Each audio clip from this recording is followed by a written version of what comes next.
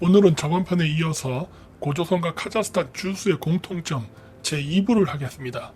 카자흐스탄은 130개 민족으로 이루어진 다민족 공동체이며 이들이 모여 주스라는 연방체를 건설했으며 지금도 그 전통은 이어지고 있습니다. 카자흐스탄의 수도 아스타나에 있는 일종의 개선문인 맹글르엘르는 카자흐어로 영원한 민족이라는 뜻으로 그 문에는 카자흐스탄의 130개 민족을 상징하는 등불이 문에 장식되어 있습니다. 그 중에는 고려인도 포함되어 있는데 카자흐스탄에서는 고려인을 기념하는 동전을 제작할 때 당군을 소재로 해서 제작을 했습니다. 카자흐스탄 정부가 당군에 대해서 알고 있다는 기쁜 소식을 국내에 최초로 전했던 사람은 김정민 박사였습니다. 그는 당근주화 수백 개를 사서 한국의 주요 정치, 경제, 사회, 문화 인사들에게 나누어 주었으며 카자흐스탄에서 당근주화를 만들게 된 동기에 대해서도 여러 번 강의했습니다만 안타깝게도 국내 사학계는 진실에는 관심이 없고 각자 자신의 이익에 맞게 왜곡을 하여 이런 귀중한 사실을 이념 분쟁에 이용하다 날려버렸습니다. 김정민 박사가 한국에서 당근주화가 만들어진 배경에 대해서 말할 때 고려인들을 위해서 만들었다고 했으며 고려인들의 정체성의 기준을 카자흐스탄 정부가 당군으로 잡았다는 사실이 중요하다고 강연을 했으나 한국의 제야사학자들은 이러한 사실은 관심도 가지지 않고 자신들의 이론에 카자흐스탄을 갖다 붙여 카자흐인들이 당군을 숭배한다는 말도 안 되는 강연을 하고 다녔으며 반대쪽에 있던 강당사학자들은 때는 이때다 하고 고조선을 부정하기 위해 제야사학자들이 말도 안 되는 사실을 퍼뜨린다며 서로 비난하면서 카자흐족과 한민족의 유사성에는 관심이 없고 그저 자기 밥그릇 싸움의 소재로 당군주화가 쓰이는 어이없는 사태가 발생했습니다. 결국 카자흐족과 한민족의 유사성에 대한 관심은 없고 학계의 관심은 엉뚱한 방향으로 향했기 때문에 이 부분에 대한 관심은 대중으로부터 멀어지게 되었습니다. 그러나 우리는 카자흐족과 한민족의 공통점에 대해서 연구할 필요가 있습니다. 왜냐하면 고조선을 이해하려면 스키타이족의 주요 활동 무대였던 중앙아시아 민족들의 언어와 풍습을 이해해야 하기 때문입니다. 전편에서 말했듯이 카자흐족은 고대의 중원에 살다가 전국시대의 혼란으로 인해 지금의 중앙아시아로 이동을 하였다고 했습니다. 그때 주수제도도 전래가 된 것이라고 언급했습니다. 카자흐족은 여러 부족의 연방으로 이루어졌기 때문에 모든 카자흐족이 모두 한민족과 관련이 있는지는 알 수가 없습니다. 그러나 그 중에 몇몇 부족은 확실히 한민족과 관련이 있을 것으로 추정되는 민족이 있습니다. 대표적인 부족으로는 위슨, 캉르, 케레이가 있습니다.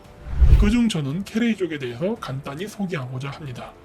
케레이족 족보에 의하면 케레이족의 기원은 고대 파미르에서 시작되었으며 고대에 거대한 유라시아 유목연방의 한 부족이었습니다. 그 후 점차 동쪽으로 이동하여 만주에 정착하여 살게 되었습니다. 그러나 이들은 AD 924년 요나라의 침략을 받아 멸망하게 되었다 합니다. 그 후로 지속적으로 요나라로부터 독립을 하기 위해 몇 차례 항쟁을 하였으나 결국 실패하여 몽골 초원으로 삶의 터전을 옮겼다고 합니다. 그러다 케레이족의 옹칸이 태무진의 됨됨이를 보고 큰 인물이 될 거라 보고 사이로 삼으면서 케레이족은 태무진의 성장과 함께 몽골 초원의 패자가 되었으나 옹칸 사망 이후 옹칸의 아들과 태무진, 즉 징기스칸이 대립하여 전쟁을 하게 되었으나 징기스칸에 패하여 하루아침에 공신부족에서 반역부족으로 몰락하게 되었다 합니다. 그래서 칭기스칸이 서방 원정을 나서게 되었을 때 호라즘 정벌의 최전선에 나서 중앙아시아 지역을 점령한 다음 이들은 몽골로 돌아가지 않고 남게 되어 오늘날 카자흐스탄의 오르타주스의 케레이족이 되었다 합니다.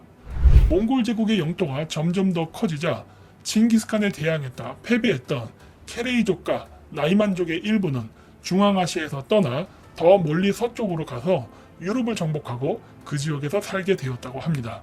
카자흐스탄의 케레이족 기록을 보면 케레이족이 만주에서 요나라에 멸망한 시기가 발해가 요나라에게 멸망한 시기와 일치한다는 점입니다. 같은 시기에 같은 장소에서 요나라에 대항해서 싸웠던 케레이와 발해 유민은 과연 어떤 관계였을까요? 발해는 고구려를 계승한 나라로 외국과 문서를 주고받을 때에도 스스로 고려, 즉 고구려라고 칭했습니다. 따라서 케레이족과 고구려인은 서로 혈연관계가 있을 가능성이 있습니다. 케레이족 명칭의 유래는 케레이족 족보 38페이지에 의하면 하카스족의 언어로 까마귀를 뜻하는 키레트, 몽골어로는 헤레, 만주어로는 케렌에서 유래했다고 합니다. 참고로 중세 몽골어에서 까마귀를 헤레가 아니라 케레로 발음했습니다. 이들 부족의 상징은 십자가로, 이들이 십자가를 부족의 상징으로 쓴 것은 이들이 하늘과 땅을 연결시켜주는 샤먼 부족이라고 생각했기 때문에 하늘을 나는 까마귀를 형상화해서 부족의 상징으로 썼습니다. 케레이족의 상징인 까마귀는 고구려의 삼조고와도 비슷한 개념을 가지고 있습니다. 우리나라의 삼조고나 일본어의 야타가라스에서는 태양 속에 다리가 3개 달린 까마귀로 묘사가 되는데, 카자흐족은 태양새인 삼룩을 표현할 때 태양 속에 있는 3마리의 새로 묘사한다는 점입니다. 카자흐스탄 대기업 중 하나인 삼룩카즈나라는 회사는 태양새인 삼룩을 기업 로고로 쓰는데, 삼룩을 묘사할 때 태양 속에 3마리의 새가 있는 것으로 묘사합니다. 태양, 새, 숫자 3이 공통적으로 나타나는 게 보이죠? 따라서 케레이족과 고구려인은 서로 같은 민족이었거나 아니면 혈연적으로 매우 가까운 관계였을 수 있습니다. 케레이족과 어원적으로 연결되어 있는 유라시아 민족들을 연결해서 표를 만들면 다음과 같습니다.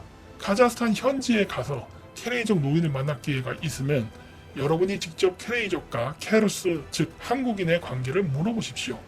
역사에 대해 아는 노인이라면 이들이 한 뿌리에서 갈라져 나왔다는 걸 증언하는 걸 들을 수 있을 겁니다. 앞으로 한민족은 미중 패권 경쟁 이후 남북이 통일되거나 교류가 가능한 단계가 되면 유라시아 철도를 통해 유럽까지 초고속 열차로 가게 될 날이 올 것입니다. 그때 한민족이 중앙아시아 민족들과 혈연관계가 있는 형제라는 것이 알려진다면 현재의 케이팝과 한류 역량과 더불어 중앙아시아에서의 자원 내교와 민간 교류에 굉장히 긍정적인 영향을 끼칠 것이 분명한데, 이념의 노예가 된 한국인들이 이를 확대 해석하거나 희화화하는 어리석은 짓을 한다면 한민족은 국제사회에서 고립되고 저출산 고령화 속에 사라지게 될 것입니다. 고대사를 이념 논쟁의 소재로 쓰지 말고 국익적 관점에서 볼 줄 아는 한국인들이 많이 생겼으면 합니다. 감사합니다. 그 카자흐스탄은 당군의 후예다 뭐 이렇게 얘기를 하면서 반박을 하는데, 카자흐스탄은 당군의 후예가 아닙니다. 여러분들이 생각하시는 당군과 카자흐스탄이 생각하는 당군에는 차이가 있어요. 왜 그러느냐? 당군은 한민족이 만든 단일민족 국가가 아닌 다민족 국가 체계였기 때문에 그렇고, 그리고 정치 통치 체계는 연방제였습니다. 그렇기 때문에 우리가 얘기하는 당군이 카자흐스탄 당군과 같을 수가 없어요. 그쪽은 그쪽의 지도자가 있는 거니까, 연방제이기 때문에. 미국의 정치 제도를 생각하시면 됩니다. 캘리포니아 주지사와 워싱턴 주지사가 다르지 않습니까? 그러면서 미국이라는 나라는 다민족 사회를 이루고 있죠. 하지만 우리는 아메리카라고 부르지 않습니까? 고대 고조선 사회가 그랬던 사회예요. 그렇기 때문에 우리가 지금 자꾸 고대사를 연구할 때 농경민족적 사관, 그 다음에 단일민족, 유교적 그 혈통주의 이런 거에 입각해서 고대사를 바라보려고 그러면 다 틀려버립니다.